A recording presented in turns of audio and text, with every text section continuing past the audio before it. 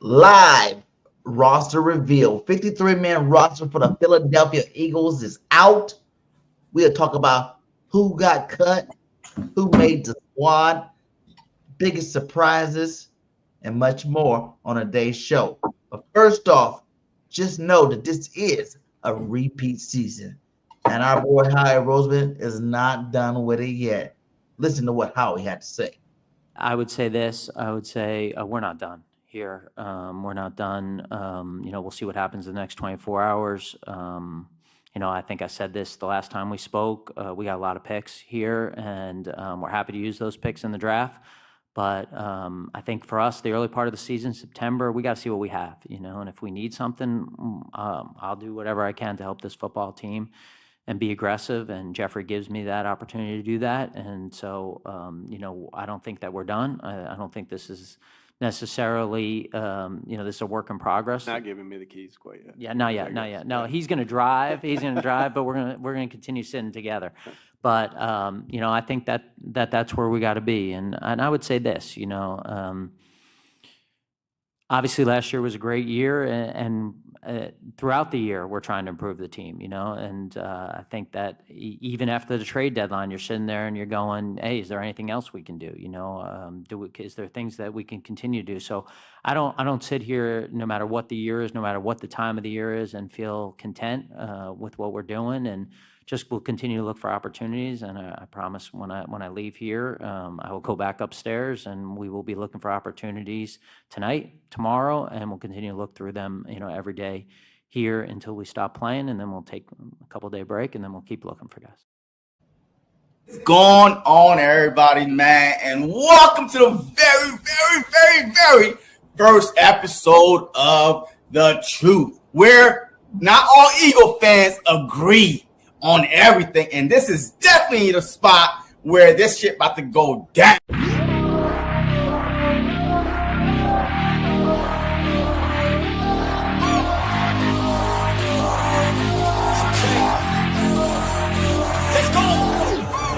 Lock in, gotta stay locked in, Goggins. Gotta ball out like Robin. Straight to the top, I'm all in. Ordinary's like a toxin. I don't wanna be like Robin. I just wanna lead, no watching. Fuck caution, I ain't gonna be common. I got the confidence, I got mine and shit like I'm the baddest bitch in the club. I'm here for dominance, I'm being honest, that's what I want. I'll never give up, I want the whole place sold out. My name in every mouth, you know I'm after this shit. Till the world say my motherfucking name. Say my name. Say my motherfucking name. Say my, you know I'm after this shit. Till the world say my motherfucking name. Say my name. Say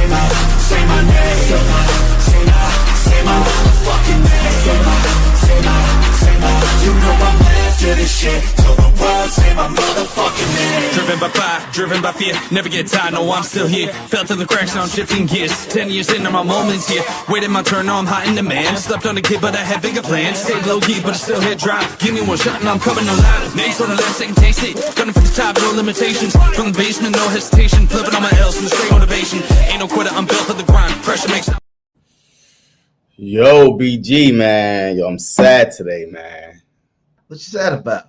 Yo, Eagles waved me, man. I didn't make the team. They waved me, my guy.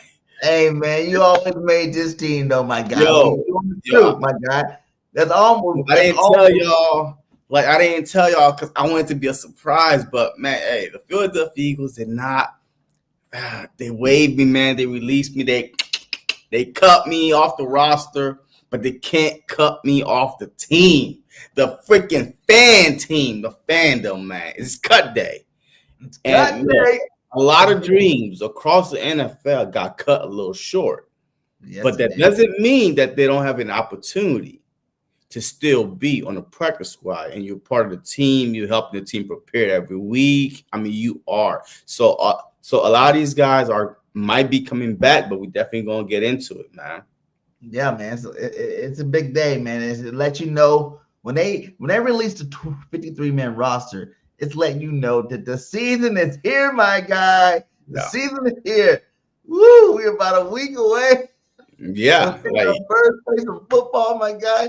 In real life, we get to see the starters on the field for the first time since we don't see them in the preseason I'm excited, man. But yeah, we definitely gonna get into this 53-man roster, man. Hey, shout out to all you guys. Hit that like on the way in. Subscribe to all channels. All channels are listed in the description, man. You know, we got a poll. Did Howie get it right today? And I want everybody to hit that poll. Tell me why you think he did it right. If you think he messed up somewhere, where he messed up at, let us know, because we definitely gonna get into that. Before we do, ladies and gentlemen, boys and girls, children of all ages, we are here to introduce to you from PhiladelphiaEagles.com the 53-man roster.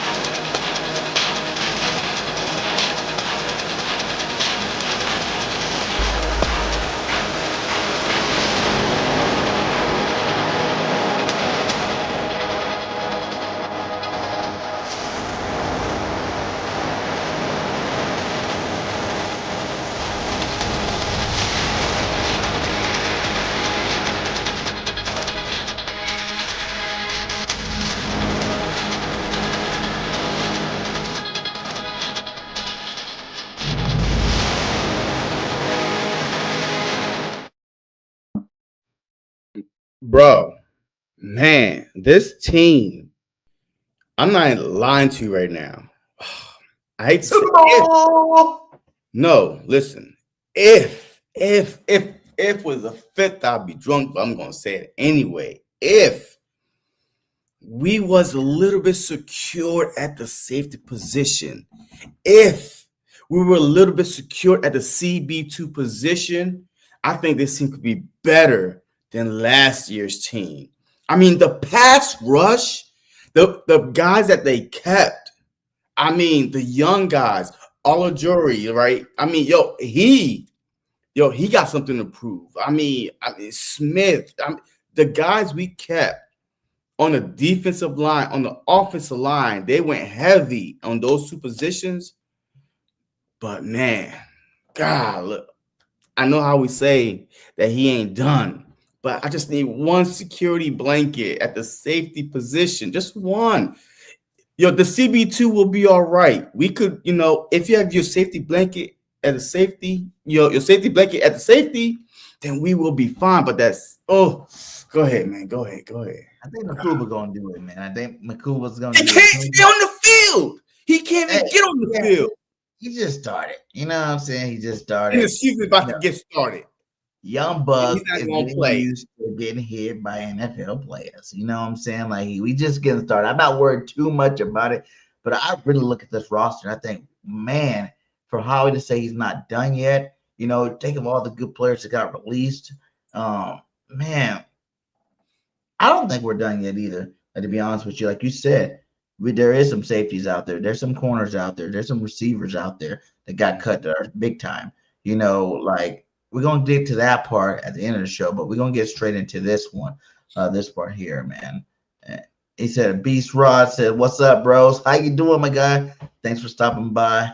Hit that like. But let's start off with our offense, man. Let's start with the offense, because that's where we got to start with. Here, let's see here. Where's the offense? That's offense. That's defense. No, that's defense. There we go. All right. Just 53-man roster. Start out with quarterback Jalen freaking Hurts, who's obvious. McKee's obvious. And the new trade, Sam Howell. How'd you like that pickup, and what do you think about it? All right, take that down. We'll bring it back up. The same how I don't know how much help he could be right now, right? Because he just got picked up, 48 hours ago. All right. So to me, it's a more confusing why we waited so long. Why we wait till 2 days before cut day to figure out, hey, the two other quarterbacks that we have on this roster that we've been watching, OTAs, a voluntary mini camp and training camp, and now you decide to go out and get a third because those guys are that bad. You know, They're I'm just trash. saying, right now, Sam Howell will be our second string. He's the backup right now because McKee, like, we don't know, you know what I mean, how bad his, his hand is, his finger, whatever he hurt. So he will be our second string. I'm not comfortable with that. He don't know the offense enough. So I'm just holding my breath, crossing my fingers, crossing all my toes, and all the Eagle Nation, all candles around Jalen Hurts, that he stood upright. Because if he does, I mean, McKee is our guy. But there's a reason why we went out and got Sam Howell, because those two other guys was wasting space on the roster. And you know what I mean? But I don't hate it. I don't like it, but it is what it is at this point. Let me tell you how I feel about it. I think it's a very smart move by Howie because Darian Thomas and the rookie were trash. They're absolute garbage. At least this guy's been in the league. He's played in big games. Hell, he beat us, a couple of times, a couple of years back. When we played, remember that? No, he did not beat us. Yes, he did. Sam Howell. He did not beat us. He beat us. When? Yeah. When? It was 2 years ago. He did not beat us. Redskins. He did not beat us. He was up by double digits on us that year. First in that game that I went to, he was the starting quarterback. But was it Sam Howell the starting quarterback? I don't think it was Sam Howell the starting quarterback. It was I think it was Heineke. Oh yeah, was it Heineke? Yeah, because you was passed out drunk in the stand. Yeah, you didn't watch the game. No, not that game. I'm talking about the year I did. What? The Thursday night game? What Thursday night game? Because that game we won, right? That first game? No, we lost that game too. Yeah. What game? What? I think, man. I remember it. I heard someone talk about him beating us too. No, he was the Commanders that year. That was the year a couple years ago that Jalen Hurts had 6 double digits comebacks. 2 versus the Commanders as Sam Howell as the quarterback. You are correct. He was throwing against us, dicing us up, but he has not beat us. But anyways, he's a veteran, right? Yeah. He put up big numbers in the league. He put up big numbers in the league before. He hasn't done anything recently, but he is that guy that you can count on for a game or two. What everybody's worried about is like this first game, but I'm not expecting Jalen to get hurt, so I'm not really worried about that either. He'll be a great scout team quarterback later on. Him and McKee, he'll learn some stuff. He's not as bad as the guys who just let go, basically, is what I'm saying. No. Those guys are absolute garbage, hot garbage, and I think that with the experience that he has, that's a great pickup. It's an upgrade from the other two guys. It's an upgrade. And that's all you really need because, like you said, when time comes, hopefully Jalen never gets hurt this whole season. Hopefully the only time we see Tanner McKee again this year is when we're up big in games or at the end of the season when we're sitting our starters to go to the playoffs. So that's our hope. That's the best case scenario. And as long as that's the case scenario, we won't even see how the whole year. So it doesn't really move the needle for me. I think it's better in terms of like if Jalen does go down, he's a better backup than having a McCord or DRC or whatever his name. Yeah. I mean, facts. It's a good move for the future. Like you said, he just got here, so right now he might not be worth shit. But moving down the line, exactly. That's the only thing I was trying to say. Like, okay, if you're gonna go out and get Sam Howell, you saw enough. You saw enough after the first preseason game, or even after the second preseason game. You saw enough, then go out and do it because you never know what might happen. And McKee didn't he have to get released first? Huh? Didn't he have to get released first? Well, I don't know. I mean, yes or yes or no. No, did we trade for him? Yeah, we traded for him. Oh, see, yeah. So yeah. So that means that we probably could have traded for him earlier, but that's how he let the young guys play. Look, I'm not mad. I'm not mad. Yeah. You know what I mean? It is what it is. So Jalen Hurts was very, very healthy last year. Even when he was banged up during the game, you saw it in the playoffs. His knee limping. He limped us into the divisionals, the NC, a championship. So he's a warrior. So I'm not expecting anything to happen to him. So it was just like, okay, Howard, like, okay, we should have seen this. So at least you could have Sam Howell come in, play the third preseason game, learn the playbook a little bit more, and then I'll be like, okay, cool. Hey, we got 1, 2, 3. You know what I mean? McKee and Sam Howell is going to be third. We're good. I think it puts us in the same spot we were last year in terms of quarterbacks. I think Sam Howell's probably as good as Kenny Pickett. Huh? I think it keeps us in the same spot as we were last year in terms of quarterbacks. Sam Howell is better than Kenny Pickett. Okay, way better than Kenny Pickett. Yeah, hey, don't play with Sam Howell and Kenny Pickett like that. Yeah. Shoot, Kenny Pickett got cut. Neither one of them are starters. So Kenny Pickett got cut from the Browns. Yeah. You know what I mean? So, nah, I really think no. Sam Howell is a starter. I mean, he started for the Commanders. The problem is the Commanders, their offensive line was bad. Like their offensive line was really, really bad. But then he was still young, right? But he was still holding on to the ball. But besides those two things, if you give him a solid offensive line and tell him there's a clock in your head, you got to get rid of the ball instead of taking sacks. This dude threw, I think, for 4,000 yards. You know what I mean? So, yes, he could play. He's a proven starter. Kenny Pickett was just trash. He was trash. He won a Super Bowl, my guy. Okay, all right. Damn it. It didn't work. It didn't work. He won a game, didn't he?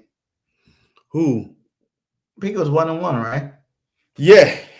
Yeah, he came in when Hurts got hurt versus the Commanders and lost that one because Smitty dropped the ball. I mean, that would ice the game. Mm-hmm. And then he started again the following week versus, I think, the Dallas Cowboys, whatever. Yep, the Dallas Cowboys. He won that game.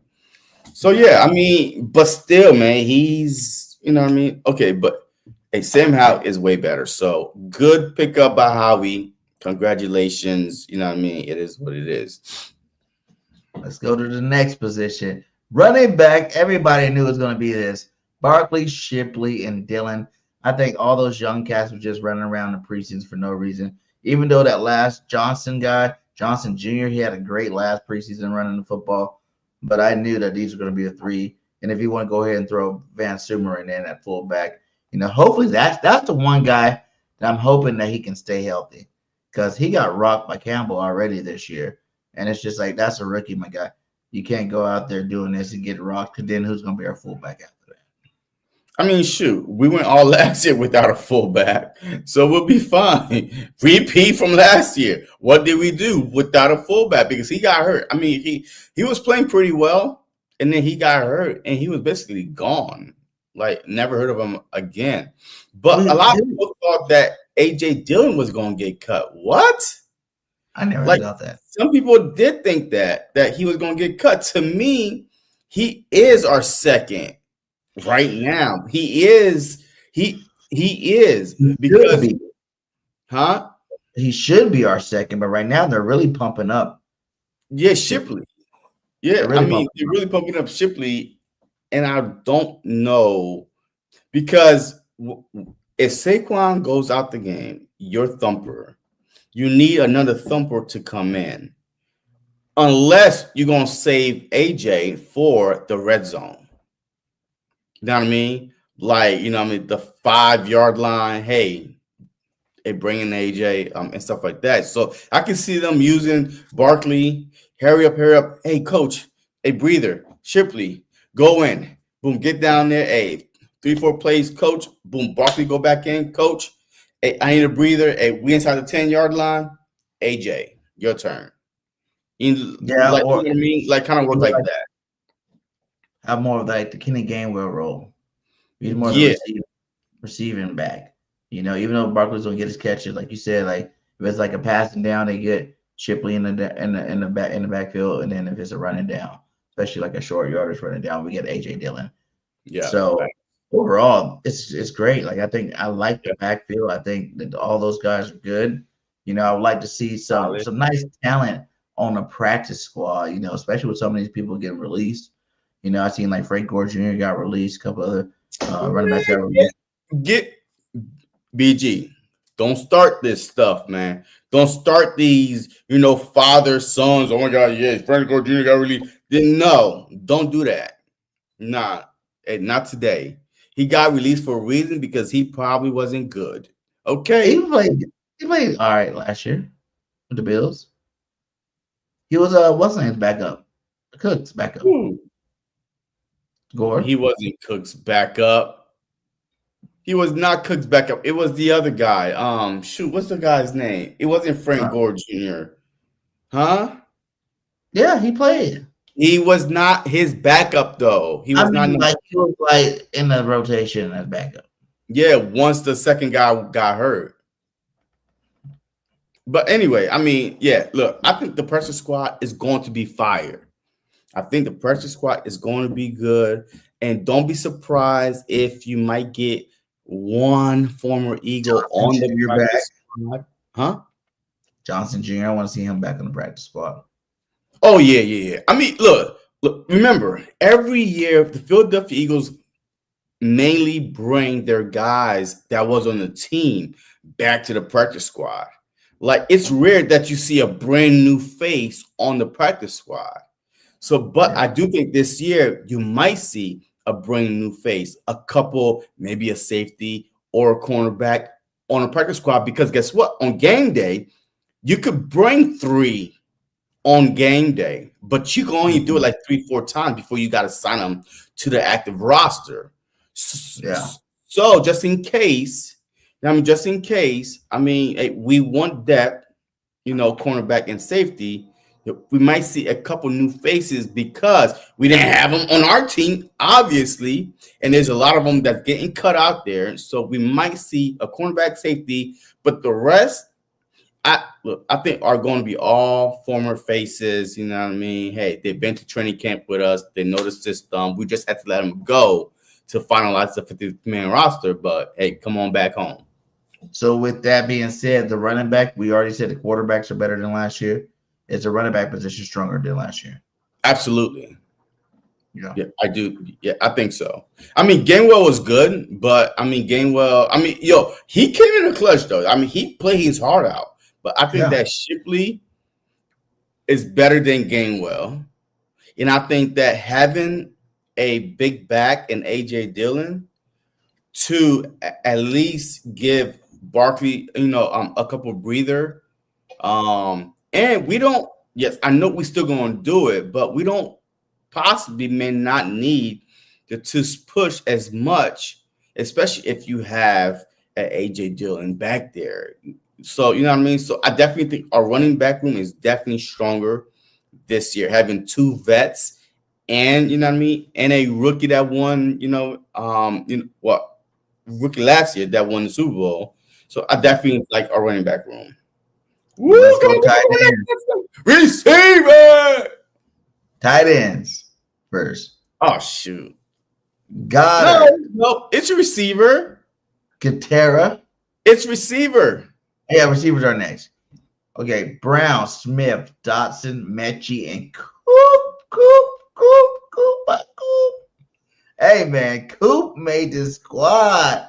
Everybody wanted it. Everybody prayed for it. Little AJ is on the team. Baby AO is here. Well, I don't know about all that, but everybody says it reminds me of a baby. So, what's your thought on it first? Go ahead. I love it.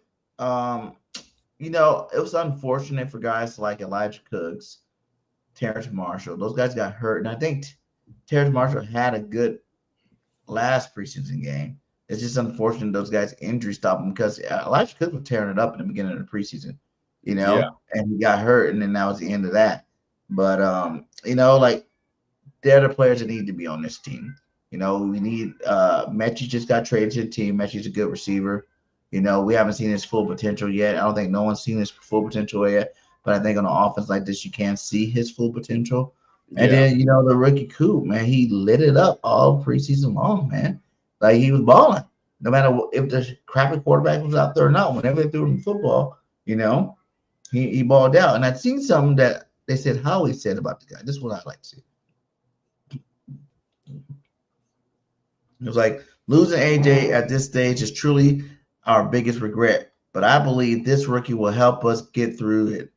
I see the quality of a future MVP in him. He will be a key factor in helping us defend the Super Bowl. Okay. I mean, Howie said that? That's high praise. So that's AI. That's some high praise right there. Yeah, I mean, that's some really high praise. Yeah, I mean, facts. I mean, look. Hey, all right. So are you done? Or no? Yeah, all right. So hold on, because I said something, of course, on Twitter. I said something. Look, earlier today, Elijah Cooks, Johnny Wilson, and Terrace Marshall being injured during camp helped make the wide receiver position easy, a no-brainer, because there wasn't nothing to like, oh my God, is it Johnny? Is it Elijah? Oh my God, Cooper. Oh, and I Smith. Nah, I mean, like those guys getting injured, like, you know what I mean? I'm not going to pray for nobody to get injured, but they can't be stolen by nobody else because they're injured, right? You know what I mean? A season ending for Johnny Wilson. So guess what? He's going to be a Philadelphia Eagle next year. Elijah Cooks, I mean, if we don't know his, how bad he's injured, whatever. I don't think we waived Johnny Wilson. I think he's just on IR. Yeah.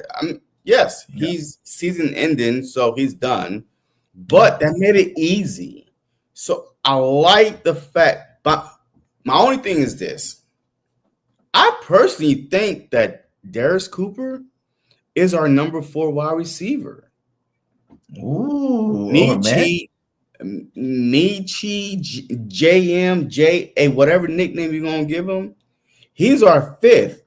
Because the fact that I'm telling you right now, he looks better than Metchie, man. Like this dude. We can't really see that. We haven't even seen Metchie play.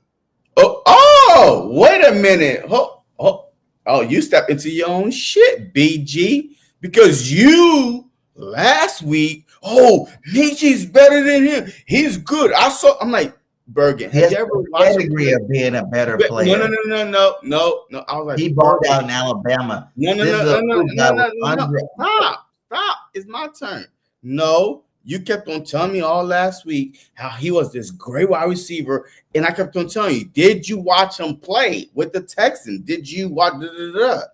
No, we saw all training camp, freaking preseason games.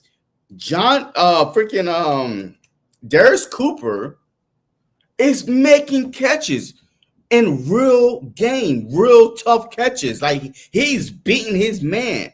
Like, I mean, we're not thinking he could do it. We've seen him. We're watching him. And Jalen Hurts loved this guy. Jalen Hurts is giving him high praise left and right. Look, I understand the whole Metchie hype, whatever his name is.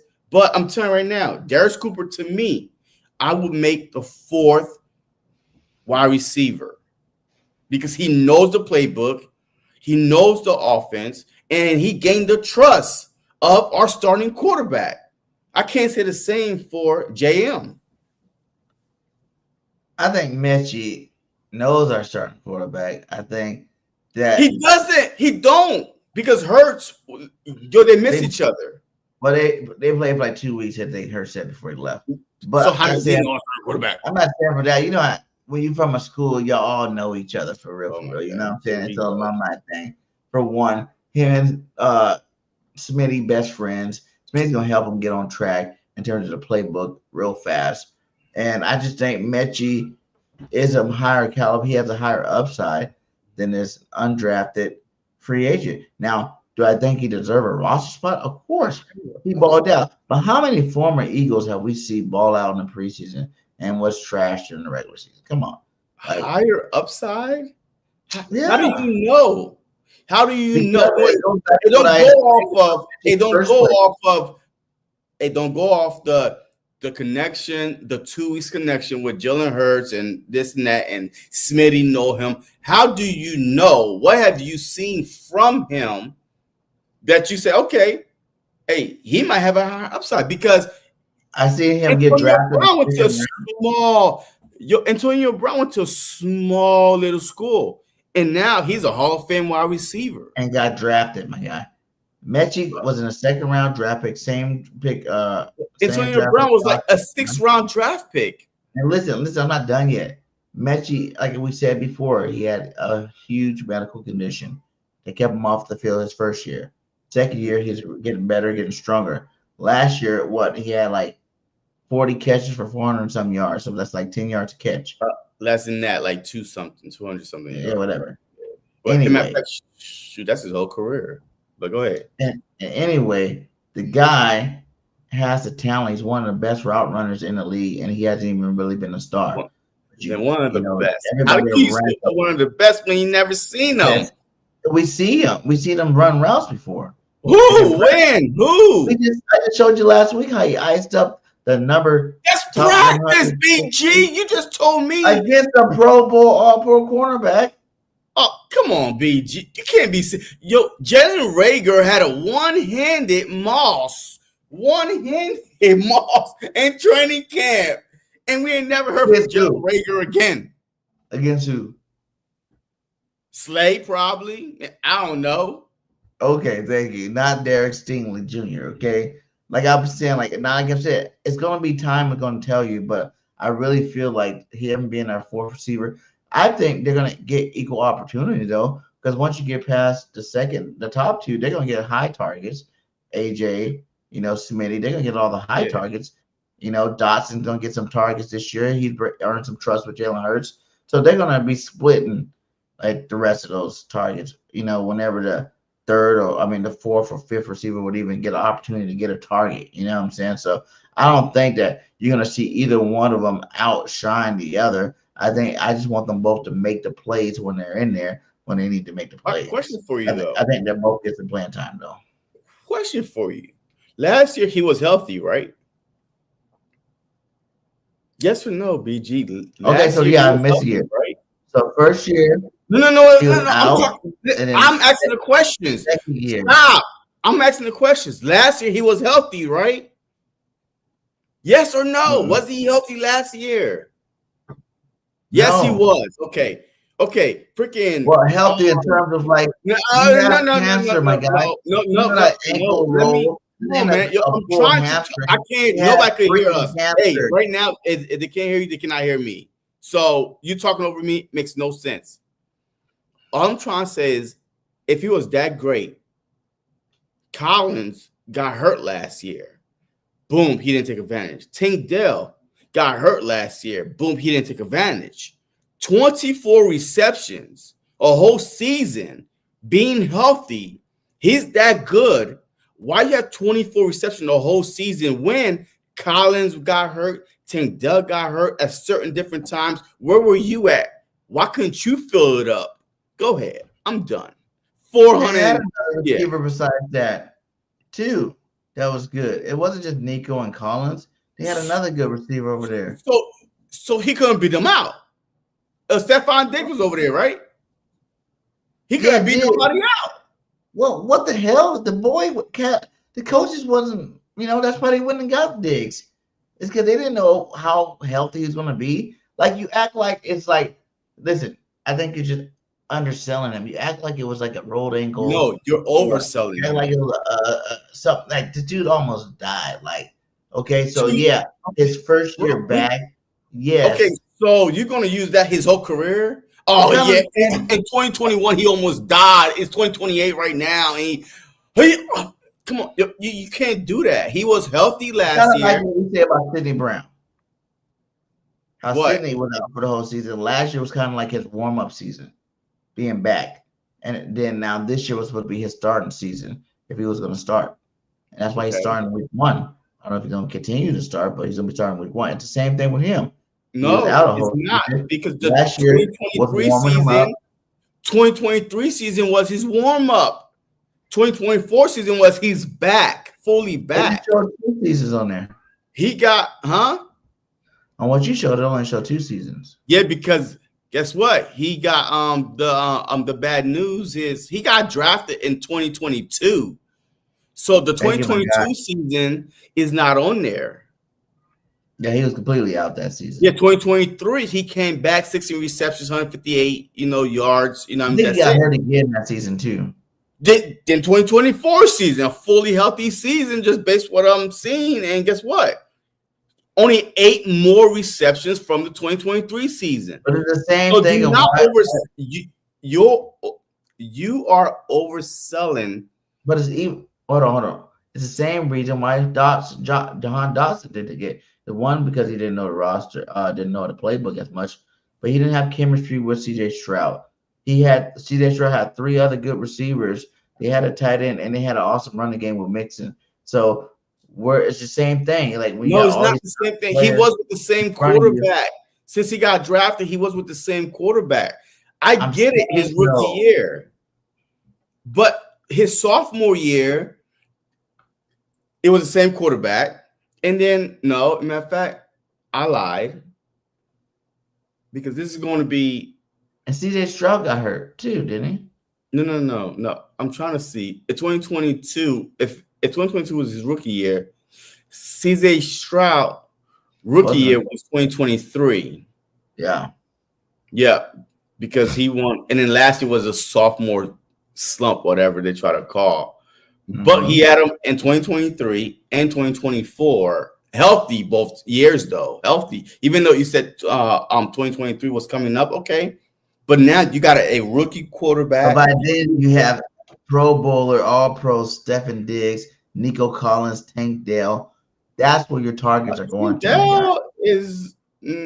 Tank Dell was young too, because we wanted Tank Dell 2 years ago. But it was a beast. See, the problem is this. You try to sell me how great this guy is, but then he's always 4th on his own team. So now you want him to come to Philly to be what? 5th on the team. Nah, he's not better than Cooper. I'm not going to put him ahead of Cooper. There's no way. As a matter of fact, did you see this past preseason game? Butterfingers? Yeah, the first play of the game, he caught it. And he did what? And he missed one, and the flag was called whatever. But then he got another one. All right, look, hey, we got 5 good receivers. Let's move on. So do you think this receiver group is better than last year's right now? Yes, absolutely. Yes. I mean, even with Johnny Wilson out, he barely played on offense, though. I think people are underselling that injury, man. Johnny Wilson was our best run blocking receiver. Better than A.J. Brown, better than Smitty, better than everybody, better than the tight ends. He was our best. Guess what, Nick Sirianni? Well, guess what this guy is, Cooper? He's a nasty blocker. Yo, he's going on 6'8", 240 pounds. Okay, all right. Like, do you think that matters? Huh? Do you think that matters? No. You don't think that he was our best run blocking receiver last year? You didn't think his size had anything to do with it? I did not see. Okay, the problem is this. I watched every Philadelphia Eagle game last year. I don't recall the announcers or anybody saying, look at Johnny Wilson blocking. Look at that good block. But they did that with AJ. They did that with Paris Campbell. Like, it was like, yo, look at this people blocking. I didn't hear Johnny Wilson. Nick Sirianni even said that Johnny Wilson is good on special teams.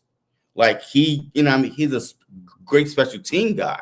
But I don't think that we're going to miss anything with Johnny Wilson not being there. I mean, the dude had 1 touchdown the whole season and then drop a pass in the Super Bowl. You know what I mean? So. But then that big body was looking good this preseason before he got hurt, too. Oh, wait a minute. Well, then before he caught 3-4 passes, we came on the show. You was like, he can't catch it. I'm like, yo, just give the guy a chance, yo. He's big, physical. I did a whole post with You know, Johnny Wilson and Elijah Cooks. I mean, the Twin Towers. You was like, nah, he can't catch, blah, blah, blah. Nah. I was like, yo, just give him a chance. Yo, he was a rookie last year. I was defending him. And now you was like, yeah, that big over man. Elijah Cook at the moment. Yeah, I wanted Elijah Cook more than No, Johnny Wilson. because he's bigger. He's just as big for the most part. He would have been nice over him, but yeah, neither one of them are playing this year. I think Cook can get picked up on the practice squad depending on how bad his injury is. But like you said too, I don't know. I think Johnny Wilson run blocking because I don't know what you guys are talking about. Like he was a great run blocker last year. I did see him block really well last year on a perimeter. That was one of his only things he did was block. He never wasn't even in there really catching footballs or even in routes to catch them. He's mostly in there to block for Saquon Barkley. And he did a great job, obviously, because Saquon went for over 2K, most rushing yards ever, and they had a lot to do. Johnny Wilson block. Yeah. Nah, not all because of him. But I'm just saying, like, me on the outside, we seen Smitty miss some blocks. We seen AJ miss some blocks. But that was the only thing the boy had to do was block his rookie year, and he did a great job at it. But like I said, I'll say receiving-wise in terms of catching the football, I'll say our receivers this year are better for sure. Yeah. And Anaya Smith's trash. That's why he got cut. And I don't think either one of those two guys in the back end are trash. I think they're gonna produce some nice plays this year. Mm-hmm. What about tight end? We already knew the three: Calcaterra, Goddard, and Grayson. And they're all three coming back. Nah, Grayson is new. Mm-hmm. Yeah, I mean, it is what it Where's is. he from Post? I don't know. He was a starting tight end before, I think, wasn't he? But I did read something though. Some, Eagle fan posted that did they say if Dallas Goedert goes down, like we're screwed with tight end because those other guys cannot do what Dallas Goedert do. You know what I mean? But guess who got cut? Who? Harrison Bryant. That fast? He got cut by the Texans. He just got traded. So basically, yes, he got cut. So we could always bring him back. We could always just bring him back. So we'd be, just feel a little bit better with our tight end position right now. We can also bring Jenkins back on the practice squad. Everybody liked he has receiving. The problem is with these other tight ends, even Bryant, all these guys, they're not as good as a blocker as Dallas Goedert. That's really what his physicality is what makes Dallas Goedert. So he can catch, but that run blocking, he was better. Remember when he got drafted, he was better than Ertz, and Ertz was like the best tight end in the Eagles history, but he's already better a blocker than Ertz. So that's like one of Dallas' biggest keys. Yeah, Ertz couldn't block at all, and that didn't stop him from being a great Eagles tight end. So yeah, the blocking is good, right? Kittle could block and catch. Yes. Freaking Goddard. Yeah, Travis is. I mean, he'll put his hands on you. As a matter of fact, hey, congratulations, Travis Kelce and Miss Taylor Swift for locking down the money. Good job. Oh, come on, man. Yo, it's more. Locking down the money. Good job, my guy. She just bought all. She just literally had that interview on New Heights where she talked about she just locked down and bought all of her rights, all her music, man. Minus stroke. I mean, look, he did his thing though. He did his thing. But at first, like, I didn't think that they would get to this stage at all. Like, I didn't see it. Man, I just thought they would be together. A fling, you know what I mean? A fling, but man, hey, congratulations to them. But do you think that she's gonna change her last name or hyphen her last name to Taylor Swift Kelce? Yes. No, I don't think so. Or she's gonna keep her same name. Because I'll be goddamned if I ever marry anybody, and that's anybody. I say this to people I marry, or even for my kids, like, you're gonna have my last name regardless. Like, if we get married, you're getting my last name. If you have a baby, Yo, Have a baby hey, with you my me. guy, bro. My baby's getting a last name. BG, you my guy. Travis should be the same way. Kelsey name. Hey, Which BG. name is bigger? Wait. Hold up. Do you Hold think up. their name is Kelsey brothers together? Listen. You said what you gotta say, BG. You're my guy. But guess what? Them broke girls, yes, they need to get your last name. But a rich woman, hey, I don't give a damn if she take my last name or not. You hear me? Why? I don't care if she get my last name or not. Being a man, my guy. What are you talking about? See? Yeah, that's your ego. Yo, Okay. I don't have no ego. And Travis knows damn well the Kelsey name runs proud. I'm smart. Okay. I'm smart. So, you got ego. You know, ego keep people broke. Ego keep people broke. But smart people get that money. So why am I going to say, I need you at my last name?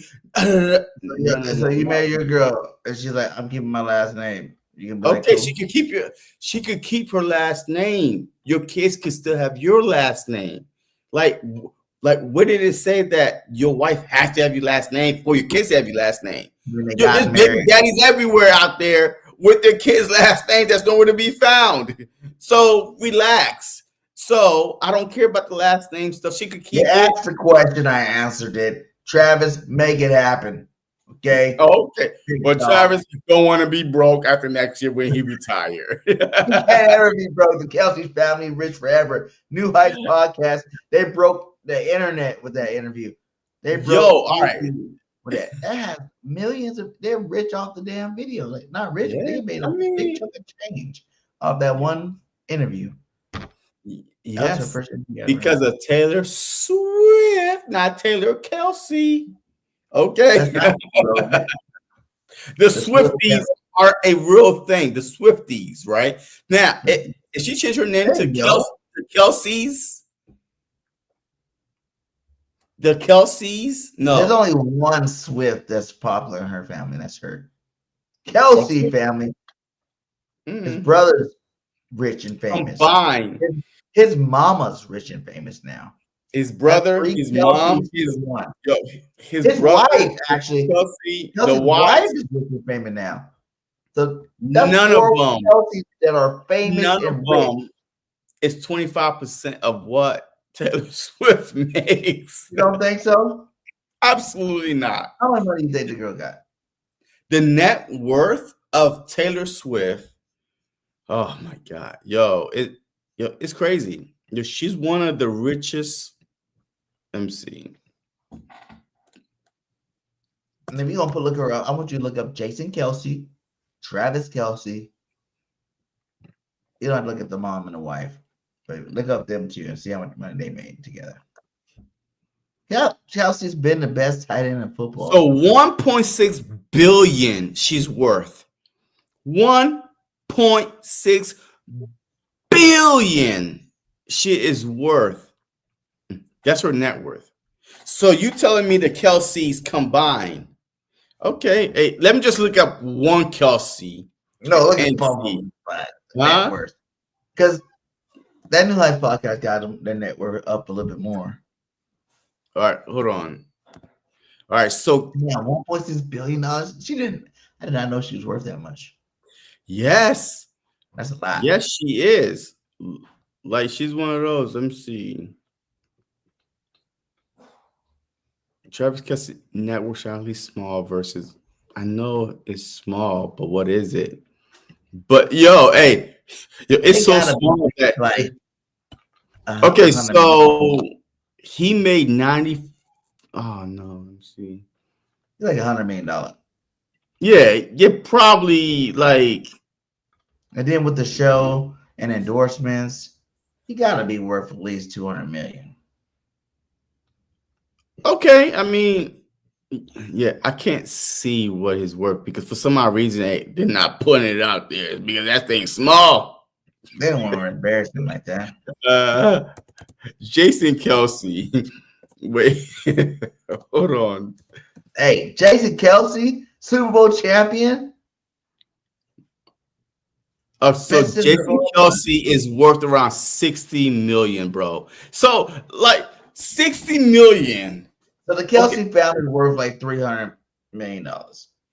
Compared to 1.6 billion. Man, I'm taking Taylor Swift last name, eggs and all. You take your last name? I take Taylor Swift. Hell Okay, yeah. I'll be a Swift. My name is JC Swift. JC Swift. Hey, money. Hey. Yeah. Money. You're right. If a girl had a $1.6 billion, 1.6 billion. I wouldn't argue it either. Whatever you want to do, babe. Do whatever you want. I don't care. Just I need a little bit of funds in my account. So we got the same account now. So just give me the ATM and I'm good. Yeah.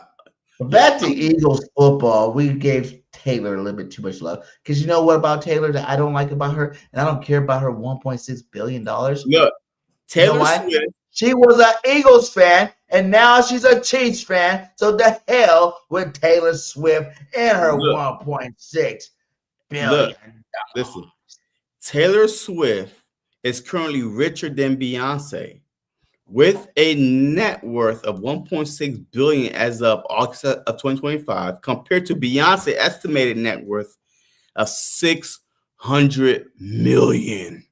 Yo, I'm telling you, like Beyonce married JC, who's a billionaire. Okay, so you want me to look up together? They got way more money than Taylor Swift. Together, this is one powerful. But that power couple is not bigger than Beyonce and Jay-Z though. Wait. I thought you told me that the Kelseys are coming with her. So it's Kelseys and the Swifties combined? Yeah, but you just told me that combined was only 60 million and 100 million. So that's only 160 million. Beyonce's worth 600 million. Jay-Z worth like $1.5 billion. Yo, yeah. Jay-Z net worth? It's $2 billion. 2.6 billion. Woo! Jigga. Oh, look. Illuminati. Yo, that's crazy. 2.6 billion. So Beyonce is worth 600 million. So that means like $300 billion. $3 billion. Right? Yeah. Like that is crazy. But guess who? Another one that's crazy. Hold on. Oprah Winfrey got a lot of money.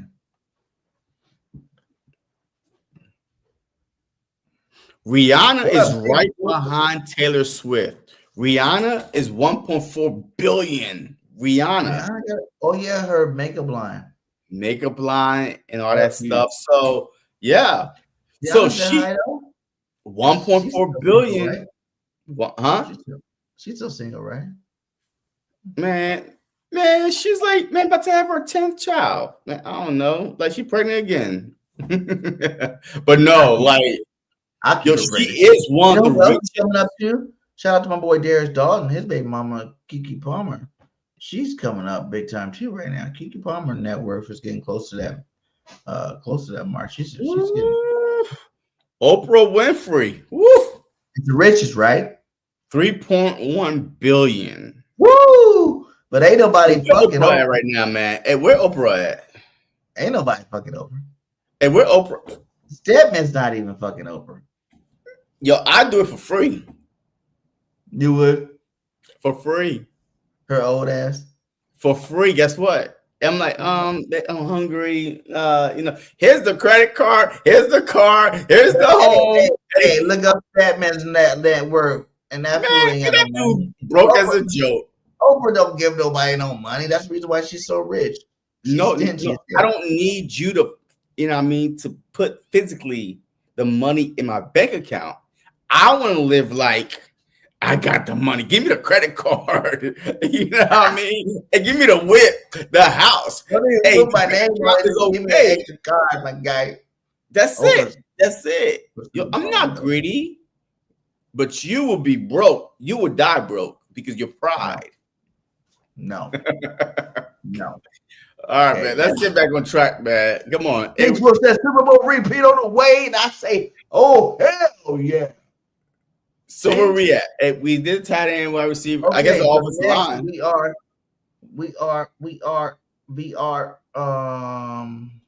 We gotta do this quick. Yeah, we gotta take a long time on that. All right. So Okay, so lineman. Here we offensive go with line. the lineman.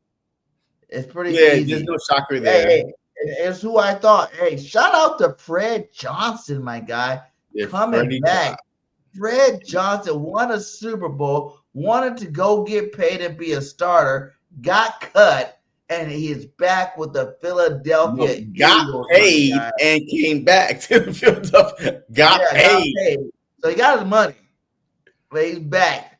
Yeah. Without even offseason, the whole offseason, he can get by. He back. Because let's take a look at what Fred Johnson did for us last year.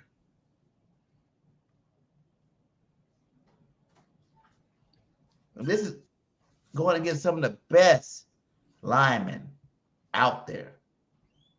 Defensive linemen out there. Locking them up. Yeah, I mean, yeah, he definitely got potential for sure. I wonder how Yeah, he's only going to get better too, by the way. I wonder Right? how he didn't make the starting line for the Jags. He wasn't motivated, man. Hey, that money was weighing him down. That ring and that money, he's like, That money was weighing him down. Hey, how much was it? How much was it? Was guaranteed? Because the guarantee, void the rest of the years. What was guaranteed to me? Like 30 million up front, 40, 50? What is it? You know what I mean? But after that, he got paid like a starter. I mean, yeah. That's good. But yeah, so I mean, there's no surprise like, on the to do offensive that line. and not even play, to do that and not even play, like not even make it out of the next preseason, and then you're back on your old team that you just won Super Bowl with. That's pretty impressive. That's a hustle. That is a super hustle. And how he pick your ass right back up, trade for you, right back. I'm surprised that the NFL let it happen. How is that possible? Yeah, I don't know because we traded Hassan Reddick to the Jets, but even if he would have gotten released, we couldn't get him back for like 2 years or some shit like that. So you're just like, but since he was a free agent, he went to them. That's how a free agent could do whatever the hell they want. Now, if you trade, now that's a different story. I hope he wasn't lazy all off season, and that's he'll be fine. No. Shoot. He's gonna get back Scouting University, man. And then we got back our boy Pryor. We talked about that already. We got the young bull Williams, Keegan, which everybody wanted off the team, is back. Brett Toff makes it. Look at this.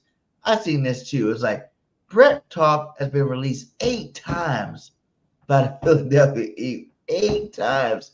This is the first time Toff has made the initial 53-man roster. Salute to you, my guy. Only because I think Dickerson is hurt, right? Huh? Only because Dickerson is hurt. Yeah. As soon Dickerson's back. Come on, why you kill his joy like that? Because Dickerson's hurt. That's the only why he made it. Come on. He could have beat out Kendall. Around here, he could have beat out Kendall. He couldn't beat out nobody else, but he could have beat out Kendall for sure. Yeah. But let's go with the starters. Mylotta, Dickerson, Lane Johnson, Fred Johnson, Pryor, Kendall, Todd, and Williams. Williams is another guy that's interesting. Like as a rookie, I really feel like that. A year or two down the line in Stalin University, he will be the Lane Johnson replacement. I feel like he will be that. I think Fred Johnson's the replacement right now if Lane were to get hurt, or Mylotta, he could be that swing tackle that we needed. Because all the rest of the guys, you look at Toth, Keegan, Kendall, all those guys are guard centers. You know what I'm saying? So we didn't really have Williams, maybe. We didn't really have swing tackle. And I think that's the reason why we went out and got Fred Johnson back. So that was a smart move by Howard Roseman.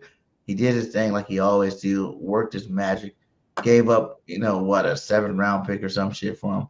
It was a great move. And I think that our offensive line is worse or better than last year. I think worse right now. Ooh. I think worse right now because, one, we we don't know the status of Dickerson, right? Even though he had minor, knee Well, let's surgery. say like don't count Dickerson because Worse. It's don't worse play. because Becton was the starter. Becton And over. now it's Steen. And Steen been in the system for 3 years now. And Becton came from the Jets and beat Steen out. So how could it be better? And then you got to throw Dickerson in there right now. You have to throw Dickerson in there right now. And he's hurt. And we don't know the status, how long he's going to hold up all season long because he had a minor surgery. But we do got Pryor back. I don't care. It's worse. Worse. You had Lane Johnson, Becton, Jurgen, Dickerson, Mariota.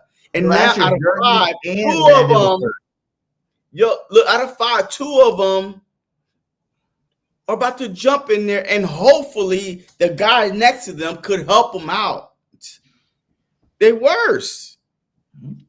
Because instead of doing my job, now I got to help you do your job to say, hey, this is what you got to do. And I got to focus on my job. Like, we didn't have that problem with Becton and Dickerson because those are veteran guys. They know. Remember too, Jurgens and Dickerson both at the end of the season and throughout the playoff were hurt. Yeah, but this is a new injury. Start the season, though. Yes, in the playoffs. Yes, I get it. In the playoffs, I get it. But this is to start the season. It's almost like Matthew Stafford, right? This dude got back issues before the season even started. Players do not get healthy as the season goes along. They get worse. So if you're starting the season off bad with your injuries and surgeries, you're not going to get any better. It's only going to get wear and tear. It's a long season. It's a 17-game season, and you make it to the Super Bowl. It's 21 games that you're playing. So, yes, your body's going to be beat up. And short weeks sometimes, too. Do you think this should be one of the moves Howie makes?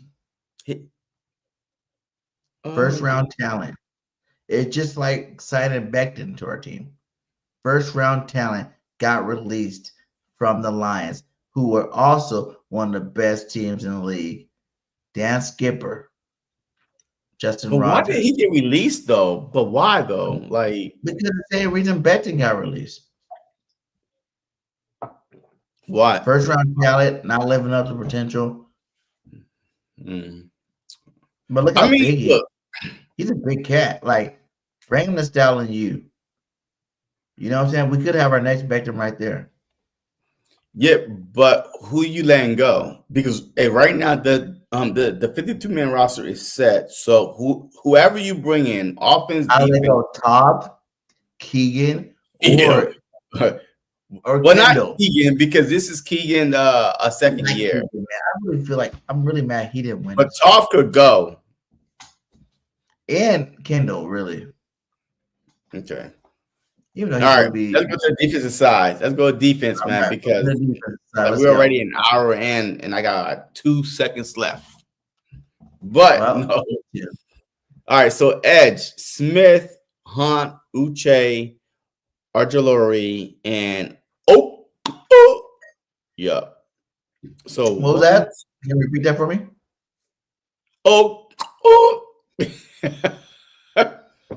Okoria. Okoroko. Okay, look. I'm just gonna say okay. He's a good player too, so don't get it twisted because we can't say his name. He was a good player with the Browns. Yeah.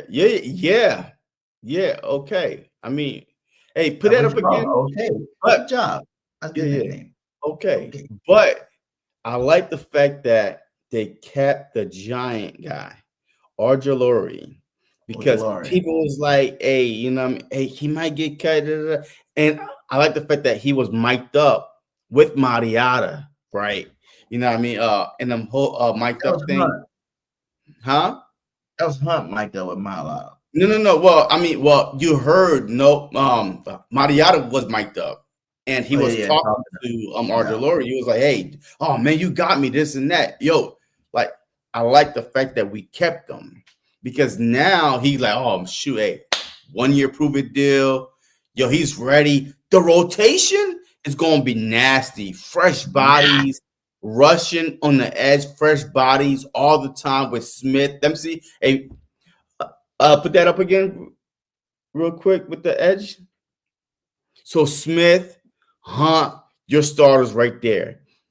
And then boom, rotate. Uche, okay. Let's go. Huh? I said Hunt been learning everything from Uche. He said it made him a lot better player. Yeah. So yeah. Uche's been playing good this preseason too. So yeah, and I'm glad that we actually kept some free agents that we went out and got, right? You know what I mean? Uche and OJ. Oh man, we got Uche, OJ, okay. You know what I mean? Hey, we are okay. I like it. Uche, okay. Say that fast 3 times. So what up, DeAndre? We've been missing out on you guys. What up, DeAndre? How you doing today? He said JC being a downer. I know he always did be downer. I'll tell the truth. James Wolf, better. Well, he's talking about the offensive line. We're not better, by the way. But go ahead. Said JC wants Becton back. If that was possible, Becton got cut. That would be the first call. He got paid, man. He went out, man, got paid, man. I'm glad. You know, a lot of these guys that got paid, I'm glad they didn't go to a divisional rival like the Giants, like the Commanders, like the Cowboys. Yeah, they went to the Cardinals, the Patriots, and back then went to Chargers. Well, we played the Chargers this year. Yeah. I mean, that's cool. I mean, boom, it is what it is. But you know, our guys now. Oh man. So, but it is what it is. When you do this, though, I think this is what if I got the right clip. Let me see. Q, I was reading a story this morning. ESPN. Bill Barnwell had a column. 10 trades he wants to see before cutdown day. Right. So it's like all this ideas of trades across the NFL that could happen, and he threw out this idea. And I have to get your take on it because we know you've said you like Trey Hendrickson, right? The disgruntled Bengals edge rusher. Yes, still ain't. He can't pull it off. The trade proposal, ESPN, more important than just the drop. Jalen Hunt and a third-round pick for Trey. Oh, come on! No.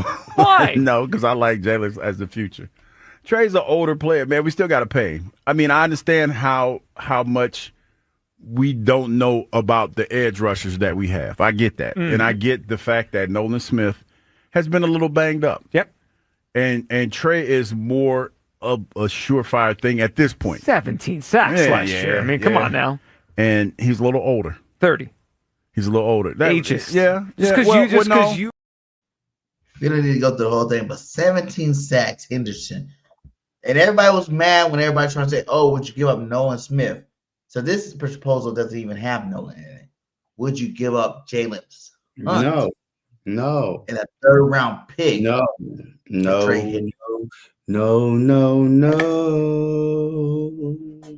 You don't know me. No. Because why? Because the fact that if you trade for a guy, so one, you're trading a young potential star. Two, you're adding a pick. But three, you're bringing back an older player that's aging. But four, you still have to pay him. Five, you still got to pay Cooper DeJean, Quran Mitchell, Jordan Davis, Jalen Carter, like freaking Campbell coming down. All these guys you have to pay. You to the year. Dynasties happen when you do not go chase supers. When was the last time a super team, a superstar, like won a Super Bowl? When? Like you are the best at your position, like defensively. When was the last time? Hey, Aaron Donald, but the fact that Von Miller, those were like 1 year deals, like one cheap boom, come on in, OBJ, one cheap year deals right there. But man, talking about this guy want to get paid. And then your team is young. The Rams wasn't this young. Like this 25 and under is our team ages. Only 2 guys, Jackson and Bond, that's older than 25. Everybody else is 25 and younger, and they are growing. Dynasties happen with a young team or people that's willing to sacrifice, not greedy people that want to get paid and be the highest paid or this and that. But who says if we made the trade, he won't take a little less to be here? But see, you keep saying that. He got to feed his family, BG. Yo, this is his last big payday. A little less is like this is his no to you though. To you. It's but shoot. This is his last big payday. And matter of fact, that's why the Bengals was like, hey, we'll give you a $14 million on top of what we're paying you to add up to $30 million for 1 year. We're paying you $30 million for 1 year, and then he's gone. Okay, so just wait till next year and see what the market is without giving up picks. How about that? I just feel like the only thing about that is Hunt and Nolan have high ceilings, right? But will those ceilings ever be like, when we're talking about a Myles Garrett or a Michael Parsons or Trey Henderson, will those high ceilings be that high? Ever? It's a question. Even like a Hassan Reddick for 1 year. Hassan Reddick made it to 16 sacks for our team. I can't sit here with a straight face and say that they'll ever make it that high. But you don't know, BG. You can find production. I'm not saying they won't be productive, but they won't be that productive where you're game-changing productive. No, he said that you can find. Who? So you don't need to chase. 17 sacks last year that you can find for cheaper. Look, the problem is this. Who had 17 sacks on the Eagles defensive line when we went to a Super Bowl in 2022 season? 16, Hassan Reddick. Who has 17 sacks? No. It was a combined effort. Teams with combined efforts, no one is bigger than the team. You pay a guy that much money, you are saying that you are better than every single last defensive player. We are bringing you in So here. How many sacks did boy have with the Rams? Who? When he was the best at his position, Aaron Donald. But he was drafted, though. He was drafted by the Rams and retired with the Rams. So it's different. He's homegrown, right? Just like Jalen Carter, right? We expect him to be homegrown and be one of the best this year, just coming up. But when you trade for someone, you are literally telling everybody else on that defensive side, hey, we bringing this guy in here because he's that much greater, and we're going to pay him top dollar money, and the guy get paid. So to me, like, that's not continuity. Like, you can't build a family that way. You drafting guys, underdogs, bonding is better than bringing in a top end, a free agent on defense, and you do it for offense. We brought in Saquon and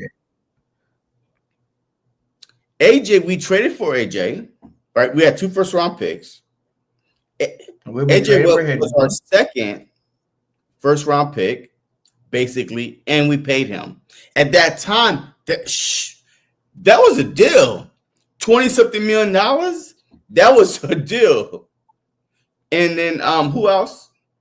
Barkley. Yeah. We didn't trade for him. He was a free agent. He came to us. So once again, it's different between giving up stuff, mortgaging, the future possibly, or giving up picks compared to a guy say, hey, I want to play for y'all. Hey, I'll take this, boom, to play for y'all. It's different than going out and giving up something to get something back. We didn't have to give up nothing for Barkley, and we had 2 first-round picks, and basically we drafted AJ Brown. I take that any day. Not drafted. We did.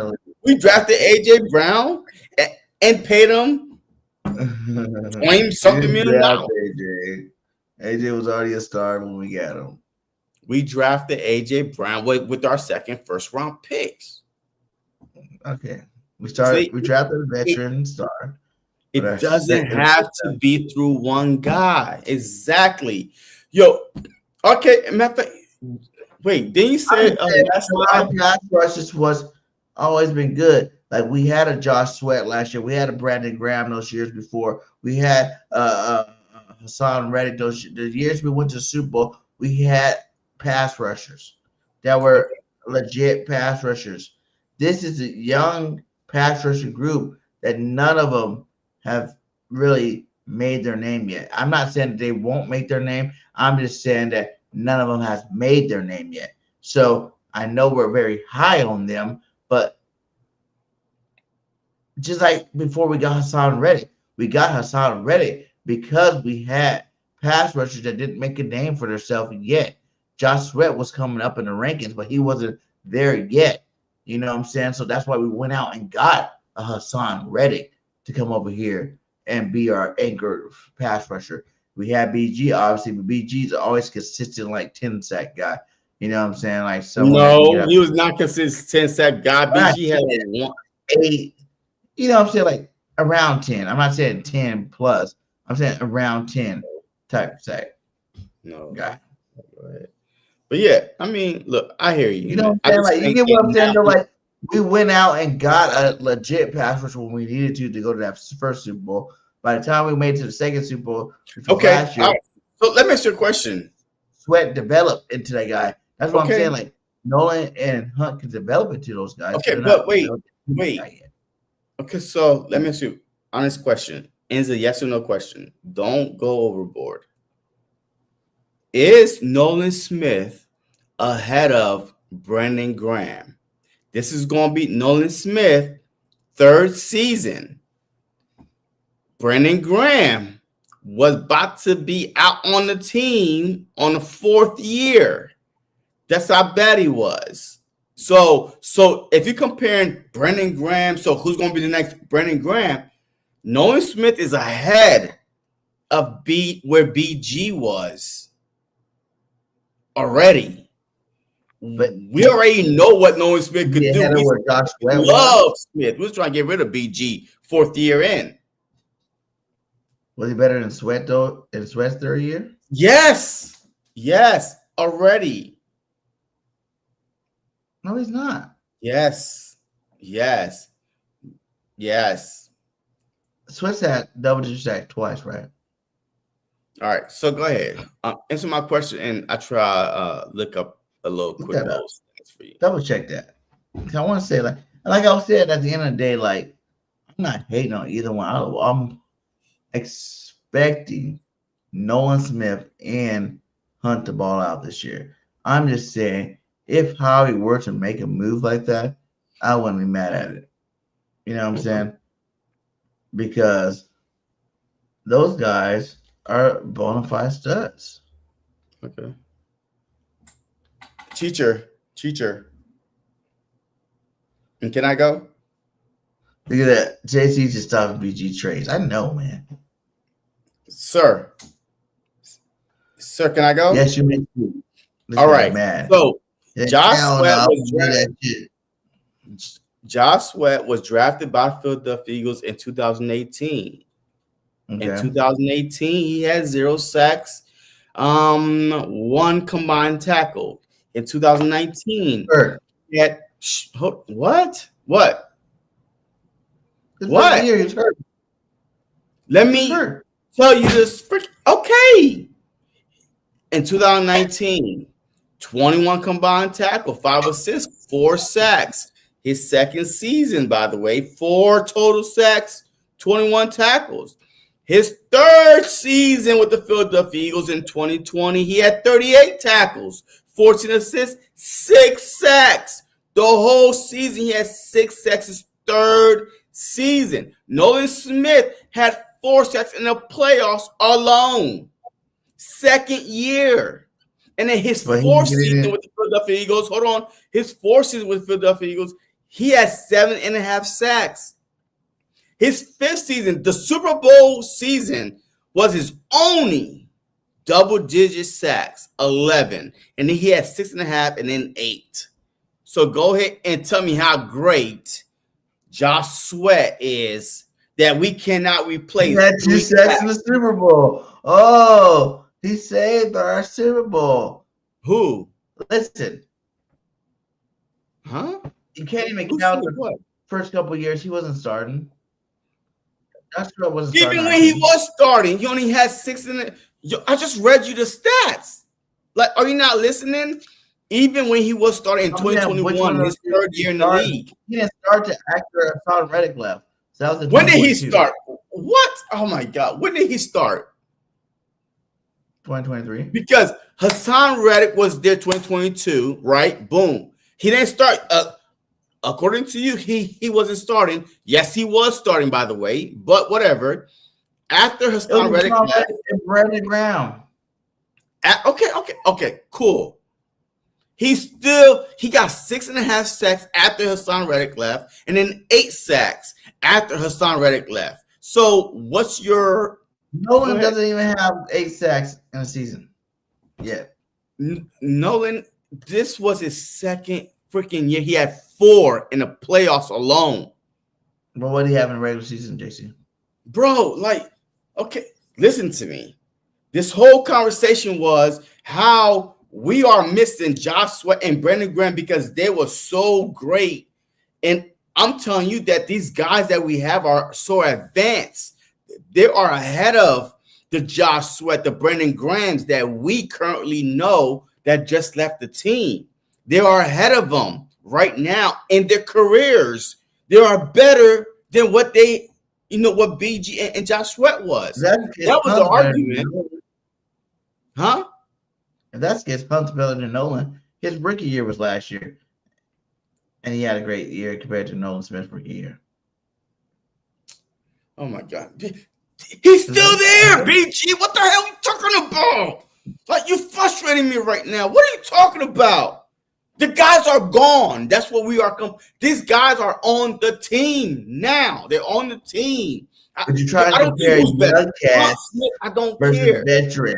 Young versus veterans. I understand what you're trying to do. You're trying to say, oh, well, they're farther along ahead than these guys in the beginning of their career. But we're not talking about these guys at the beginning of their career. We're talking about these guys when they left the team. Okay. All right. Which makes no sense to me because these guys learn under these guys already. Like, they're not rookies.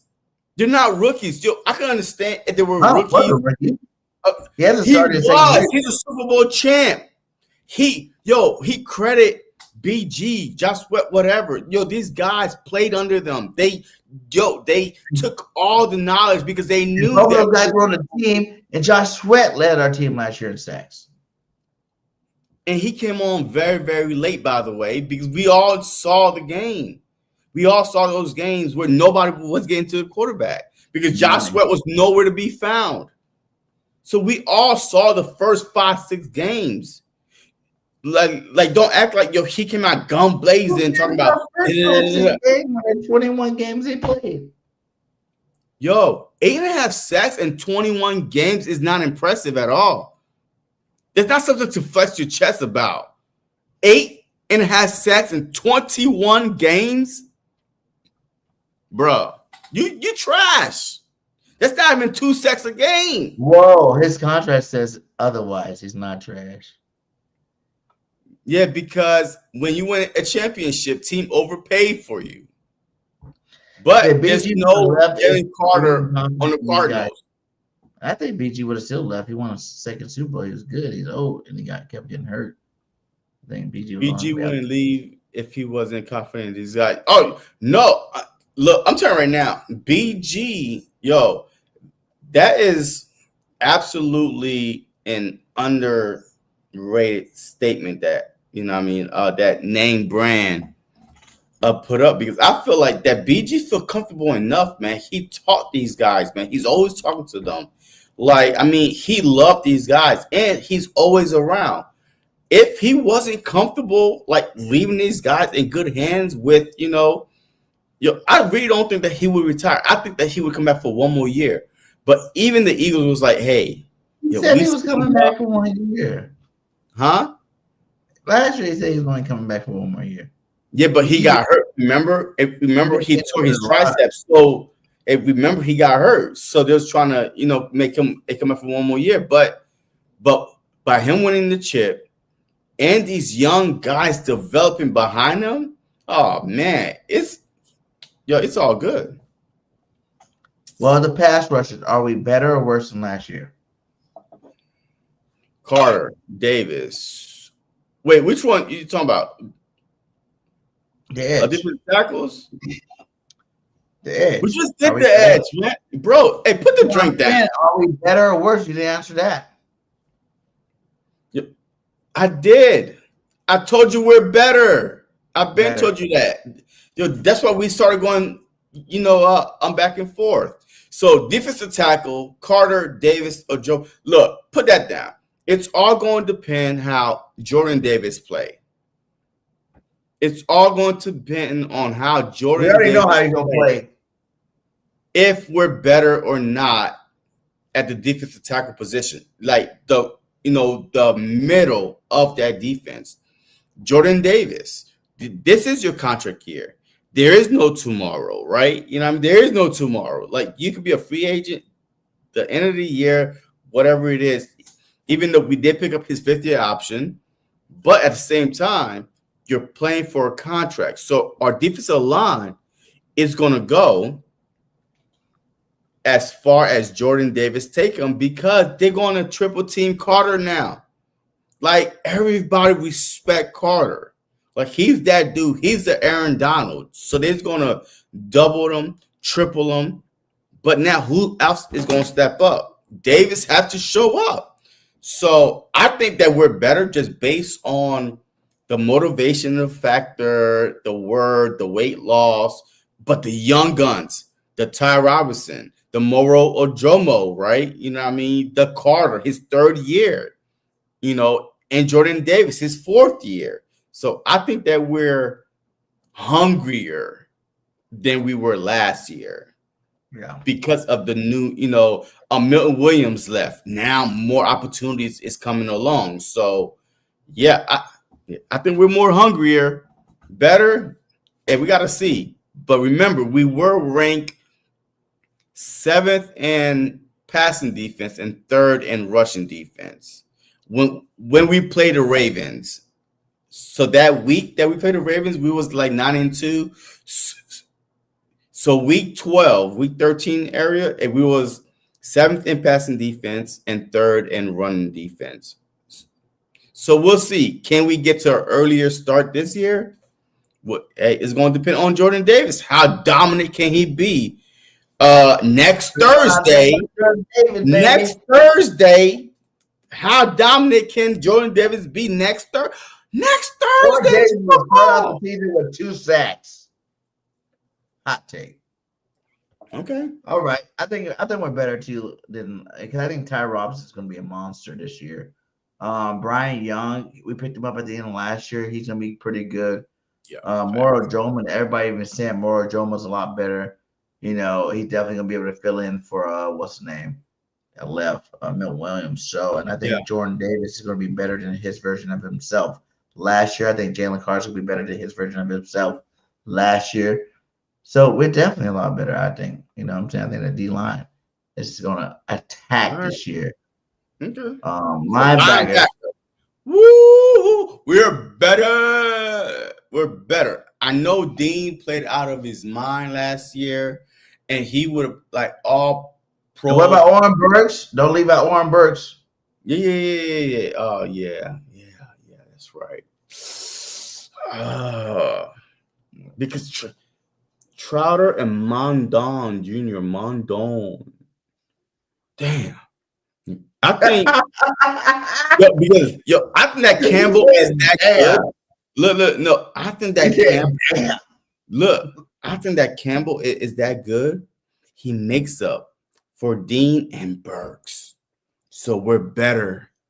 We got a first You round. think Campbell is better than Dean? Played last year. Listen. I heard We got a. Yo, It took Dean 4 years to do what Campbell is doing in freaking season, in training camp. Okay, yo, I think we got him. We got about to be the best linebacker in the league, probably next year, but not this year. That's how good this dude's a first round pick. He should have been a top 15, top 20, the worst case scenario. This dude land to us at 31 when we traded up with the Chiefs. I think we're better. I think he is that good that he makes up for Dean and Burks with Bond having the respect of the players establish himself, that people is going to think Bond. No. Campbell. JC's coming. No. JC's coming. Yo, you know what? My name is JC. Jalen Carter name is JC. Jahad Campbell name is J. Yo, them JCs are some good. Hey, them stars. Them JCs are stars of the show now. I'm definitely gonna say we're better because we got this guy coming back week 5. You know what I'm saying? He coming back week 5, and he was playing at a all-pro. I want to say all-pro. I would say he was playing at a Pro Bowl level before he got hurt. At an all-pro too. Like, you think he was playing because? Yeah, the tackles was only like 20 off. Like, yo, he was playing great. Him and Bond. Look, Bond would not be as good without Dean next to him. Because Dean was doing they both had 100+ tackles, like, and he was an interception 11 for the games game. in. Yeah. So the fact that Campbell's better than Bond and Dean, that automatically makes the linebacker core better. You know? And the fact that you still got Bond and Dean gonna be playing for you this year makes the linebacker core better. And the fact that Jeremiah Trotter Jr. and Smile Munden Jr.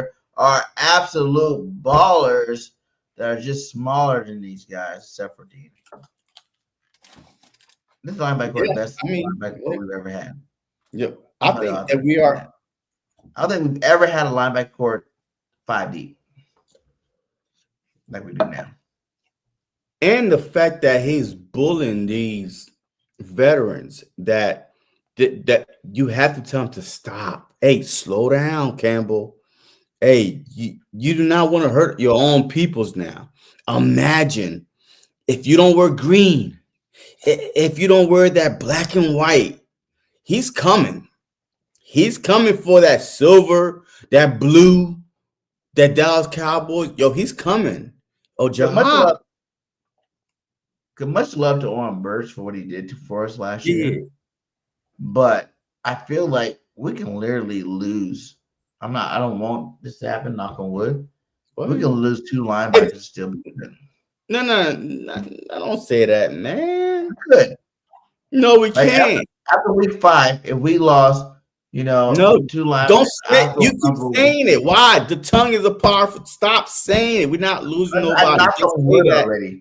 I'm not on wood already. Hey, the fake wood you got over there, man. Man, that's not. Oh my God, that's not no wood. That's plastic. It's wood, man. A vinyl. Hey, you knocking on wood. No, I heard that click, click, click, click. No. Wood. I'm just saying that's how good they are. With a smile, with a Monday behind them too, man. Whew. I think this is the best Eagles linebacker core we've ever had, ever. Yeah, I mean, yeah. Look, I already told you. Yeah. So let's move on. Let's go. Next, we have cornerbacks. Yeah, facts. Mitchell. We got DeJean, Ringo, Jackson Bennett, and McWilliams. Now, this is one I think, I don't know if I can say it's better. But I'll let you go first. Go ahead. It's worse. It's worse. It's worse. I mean, I hate to say it, like I really felt like if we just ran it back, Wait. Before you say it's worse, though, JC, I want you to really think about this, though. it's worse. DeJean, top 100, who's He going had to him be last better, year. better this year than he was last year. Mitchell, top 100, who's going to be better this year than he was last year. So that's 2 upgrades on the same, you know what I'm saying, the same guys. We're not So, upgrading because they started last year and they're here this year. How are they going to be better, though? But they can't cover for the other CB2. So that makes no sense. But anyway, it's worse. But it's worse. I hate to say it, an aging Slay right now, I would feel more comfortable with an aging Slay than what we have at the CB2 position. Because Slay was getting older, but his mind was always smart. He could beat you. Oh, yeah. With his mind and his legs, right? Mm-hmm. And right now, you can't be. We have a CB2 that can beat you with his mind or his legs or his hands because he can't tackle. You know what I mean? Like I don't know. You know the cornerback position to me overall, because this one person missing is Slay, is worse. It has to be worse because it's the unknown. Yeah, Rodgers played great for us, like you said. Yeah, yeah, he's gone. So to me, it's worse. But people think, hey, listen, for one, Adoree Jackson can be a stud. You know what I'm saying? Like he has a potential to be. We got to see. And then everybody's talking about Bennett. Are they not? Yeah, but see, like, he came in too late though. Like, I mean, the only reason why because he came in so late into the season to where he did not have a chance to really compete and beat out for the CB2 position and actually see him in action or actually hear, the reporter saying, "Oh, Bennett this, Bennett that, Bennett this, Bennett that." Right. So now we just have to go off of, okay, he's been here for a few weeks. All right. He did play in the Brown preseason game. Yes, he played all right, but he still got to learn the system.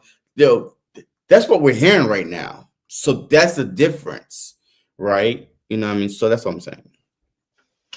What you say right here? What? Oh, man. I'm not.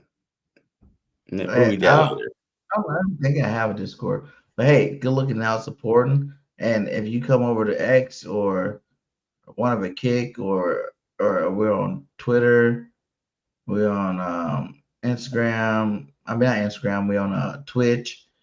If you want to add us on one of those and talk to us about some collabing, I'm always down if you're an Eagles fan to collab with new content. So much love to you. But yeah, I think, man, Rodgers played so good. Slay played so good. And we're sitting in an unknown spot. You know what, though? I really feel like Ringo's going to play good for this year. I do feel like, it was like it's going to be the opposite effect. We wanted him to come in and win that starting job, right? He kind of choked with the pressure.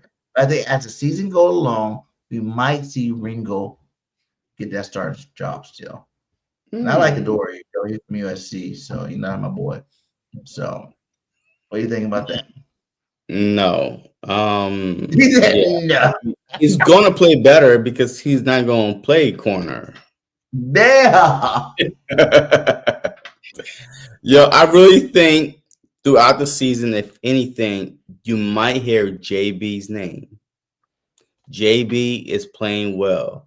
If anything happened to Jackson, I would not be surprised if JB come in. Jacorian Bennett. Because his speed, his aggressiveness to me, whether you get called for, illegal contact or aggressiveness, then can't tackle. You can't catch up, right? You know what I mean? That's what Ringo showed me. He can't tackle. His speed is not there. Like, you can't be bad at both. Yeah, shoot off that one play. That one play. Okay.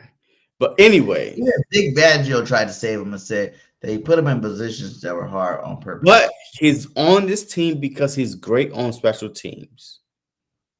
The only reason Did you why say the Ringo race for made the six team, quarterback is between McMillan, what's his name? McMillan, that was his name? McMillan, Bennett, McWilliams, and McWilliams, Bennett, and Adore. That's it. You think Ringo's completely out the race? I think he is right now.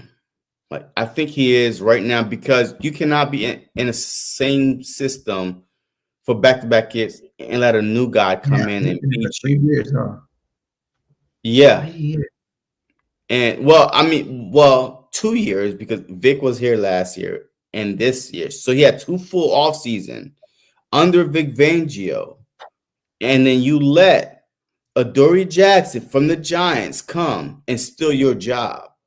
So to me, that's more like, okay, are you really that good? Are you like, so I think Remember what he JB, said right here. He said, I'm telling you, let these guys play with like a Jalen Carter starting defense, in the regular season game. facts. They can play Look, better. yes. Yo, I agree. You know why? Because that's what happened in 2022 season. James Bradbury got the Philadelphia Eagles in 2022 season, the year we went to Super Bowl, was third in NFL history in sacks. Third. Mhm. Like 70 sacks in a season is unheard of. And 5 guys double-digit sacks with 5. So our front That was unheard of. like our front was dominating, getting to the quarterback, hands up, on their backs, lob the ball up, interception. CJ Gardner has 6. Bradbury has some. Slay has some. You can have interception. You can have interception because you had that dominant front. So I completely agree with you. We will see how dominant this front could be because, yes, it will cover a lot of flaws at the CB2 position because the cornerback is at disadvantage. The wide receiver will always win because they know the route, they know when to cut, they know when to break, they know everything compared to a cornerback. But if you get the pass rush, the wide receiver could do whatever he wants. There's not enough time. And the quarterback just throw the ball up and you could take advantage of that. So, yes, I agree. If we just have to see. Week 1 will be a great test for us because the Dallas Cowboys is going to be throwing. They trash at running the ball. Just get rid of the run. So Dak Prescott, CeeDee Lamb, Kenny Pickett, Ferguson, they're going to throw the ball. So that's going to be a great test right there to see. But is the offensive line could hold up against our defensive line? So I can't wait for week 1. And what I say about the front 7, and the back half together, is that Super Bowl year that we did that 3rd most sacks. I feel like last year was the most sacks in a playoff ever. Not sacks, most turnovers in a playoff ever, right? Or somewhere in the top 5 for sure. So we were turning over the ball at a high rate. And that was something that sack team didn't do as much of. We wanted to see a lot more turnovers with that sack team. See, last year, it's a fumble, though. It's a fumble. Yeah, fumbles and picks because CJ still had his 6. Few of them had him in a playoff or whatnot. Well, so you're talking about the playoffs, though. You just said in the playoffs we had the most turnovers in the playoffs. But yeah, they're all mostly fumbles. Yes. Yeah. And then Bond was getting the interception out of all over the place. So I feel like this year's gonna be a combine of both. But we might not hit the 70 sack, but we're gonna get higher than what we had last year. Oh yeah, facts. And we might not get as many turnovers, but we're gonna be a better turnover team than that 22 season with them higher sack number. So it's gonna be a balanced team, man. I think it's gonna be a really good defense. Big Fangio is gonna have these boys ready, and the sky's the limits for them. Like you said, they're all young, so everything we possibly can think about this team could be worse or could be higher. because they're young. We don't know what they're going to do. We don't know if they're going to fold. We don't know if they're going to choke, or we don't know if they're going to live up to it and live in even, what they say, over exceed our expectations of what they can do. So that's the awesome thing about having young. Wait, hold on. Like the turnover ratio mark in 2022 was low because Hurts was not turning the ball over. So that's how they calculate that. How many times you turn the ball over versus how many times you get the ball. Hurts was not turning the ball over in 2022, but we was also taking it away. So that's why we was one of the highest teams with the turnover of ratio on our side. So with that being said, if we have 30 forced turnovers and our quarterback and our running backs are turning the ball over, then we're gonna look like, hey, we can't, we're not one of the best defensive teams out there because of the cancellation. So, and with the safeties, we got Makuba, Blankenship, Brown, and McCollum. Now this is where I say, depending on how good Bennett and McWilliams are, because I can see a scenario by week 6, Cooper DeJean going to safety. Wait, you jumped to Bennett and because if they play good, what McWilliams, I heard Banjo talking some praise about him already. Bennett, they said he just needs a little bit more time to get it acclimated. If those guys play good and Adore can still play good and be the number 2, I really feel like that, we can see Cooper DeJean if the safety spot is weak, because Banjo wants DeJean at safety eventually. That's where he wants him. If he can pick where DeJean plays, that will be the spot that DeJean plays is safety. Period. What's up, little brother? How you doing? Go Birds, go Hornets. That's my little brother JP, the poet, the best poet in Alabama, the voice of Alabama State University. What up, my brother? Hey, the only reason why I said no is because the slot position, your nickel corner is like a disadvantage, just like if you have a good wide receiver in a slot. Your nickel corner could cover the tight end. He could cover one of the best wide receivers in the slot. You can't hide your wide receivers because that nickel corner is that good. Cooper DeJean is that. Wait, hold on. If Cooper DeJean is that good, that he's your ultimate weapon on defense, where if you put him at safety, you can't really move him in and out like that because he's got to worry about his job as a safety.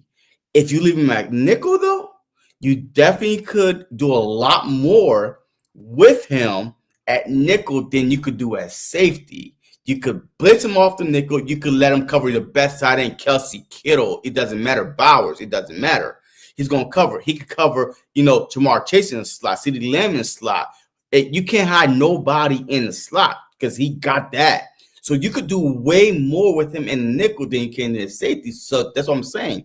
A Vic Fangio and base packages, in certain packages, yes, he could go safety, but it will be a big mistake if you try to move on full-time safety because then you take a weapon away to, a field general in that middle of your defense. The reason why I disagree with this, and it's not a bad thing, is the fact that I said that if Bennett and McWilliams live up to who they say they are. You know what I'm saying? If they live up to that, that means we're going to have a good nickel cornerback. We're going to have a good outside quarterback. We're not going to be weak at their position, and that will let Cooper. Cooper even says he's like playing safety more. You know what I'm saying? He said he like playing safety more. He goes, at first I didn't like it. I thought it was bad, but now I'm comfortable with it. I like playing safety more. I mean, yeah, so it's not like Evangel wants him to play. Cooper likes to play. You keep hearing us talk about it. That's why I think the only thing that's holding him back is what you're saying.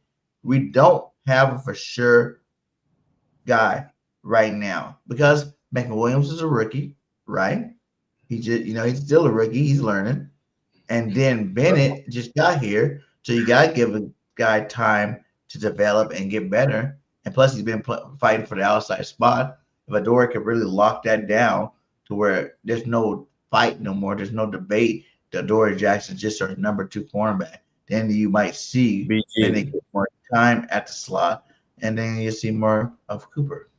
BG, when was the last time you saw a Exactly. He's thinking about getting that safety money because he know a slot corner does not make as much money as a starting safety. Okay, yeah, I hear you. But when was the last time you saw a nickel corner be on a NFL top 100? I'm telling you right now, that position is a checkmate position. Cooper DeJean made NFL top 100 playing nickel. Well, because they only had top 100 over. No. Wait. I'm not saying. Hold on. I'm not saying. Brandon Boykins. Hold on. Brandon Boykins would have been on top 100. No, he would not. But anyway, man, you talking about Brandon Boykins 10 years ago. Hold on. But I'm not talking about that. I'm talking about you are taking a position that could neutralize, just like Q. He neutralized one side of the field. Cooper DeJean neutralized the nickel position. You put somebody else there hoping that he could live up to NFL top 100 player. You foolish. That's stupid thinking compared to, just dropping them in different packages. Like, I would not do that, and Vic is not thinking about doing that. You act like I'm saying just put the guys out there. I'm not saying that. I'm saying if they live up to the name that they can. Like but when will we know, though? But we already know that Cooper DeJean. Cooper DeJean didn't start playing good till, week 5? First of all, he didn't start till week 5. He didn't start till week 5, and he was projected a first-round pick. A first-round pick could be that guy that starts week 5. Cooper DeJean played nickel in college. He played the nickel position, and he played, the safety position, right, in college. So he was already that guy, right? But he was also projected a first-round pick besides the rumor injuries. So you're talking about first-round pick compared to guys that probably on their second team. Really do that. We talked about that with Metchie and your boy Cooper. Now that didn't matter then, but now it matters. I'm saying, like, you're missing what I'm saying. I understand what Cooper did.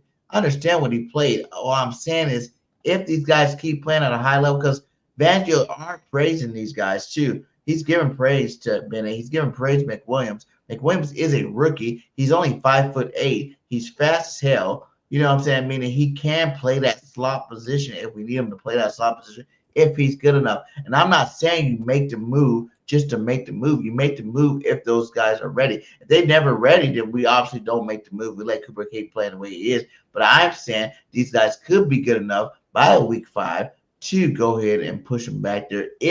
And that's only if, because I really think Makuba is going to be a great small sample, though. You're not going to know until the end of the season if they're that good to make that move. You can't say week 5. We cannot say week 5. We had a better safety to help out. We had a better practice, and Makuba and all those guys it's suck. Practice. And you're gonna move because he said no matter what, I'm gonna play Cooper DeJean where we need him the most. So if the safeties suck, that's what I'm saying. I don't think you listen to the press conference. I swear you are putting words in Vic Fangio's mouth. I'll listen when he speaks because I'm at work and I'm listening with my headphones. You're not even watching, and then you're trying to rerun. He don't say that. He says that he is our nickel, no outside corner, and he's gonna work him in certain packages. And now he talking about, yeah, we're gonna need him when we play most. That's not what he said. He did say that. Vic Fangio did say he'll play him where we need him the most. We'll play him where we need him the most, but he's starting at nickel. He's working himself into the other position, but he said he's not going to take him away from nickel because that open up another hole. But I'm telling you, I understand that part. I'm just saying, if the other guys fail, like at safety, and these cornerbacks play great, then he might put them back there. All right, so let's go in next position, man. We So got now we already know the kicker and the punter, because safeties, we already knew that who the safety is. Makuba, Blankenship, we already talked about that. Yeah. I mean, yeah. So everything else is the same. So overall, I think this team. All right. So is this team better or worse than last year as a team, both offense and defense? Better. I think they're better. I think we're starting out the season better than we started out the season last year. Okay. Because there's still moves to be made. I still think Howard's going to make some more moves to upgrade this team a little bit. And there's still, and everybody from last year that did play good should be better. Bond should be better, top 100. Cooper should be better, top 100. Quinion should be better, top 100. AJ better, top 100. Lane Johnson should be better, top 100. All these guys we got like 8 players on the top 100 and about to be 9 players on top 100 that all should be better than they were last year, is what makes this team so much better this year. I think this team is better only because of the defensive coordinator and the 8 guys that's going to be starting back on the defense. Like, we're missing Chauncey, Slay, Milton Wood, and Josh Sweat. No. I say started as a, Milt was a rotational player. Brandon Graham. Brandon Graham. We're gonna start. Okay. So all right. So 7 to 8 guys are coming back, but the defensive coordinator, same system. So last year when we started the season, it was a brand new defensive coordinator. Unknown. Zach Bond, unknown, right? Q, unknown at that other, on the corner position. The nickel position, Reed Blankenship, Maddox, the Cooper DeJean, Maddox, unknown. So we had a lot more unknowns last year going into the season than we do this year. This year, we know what we have.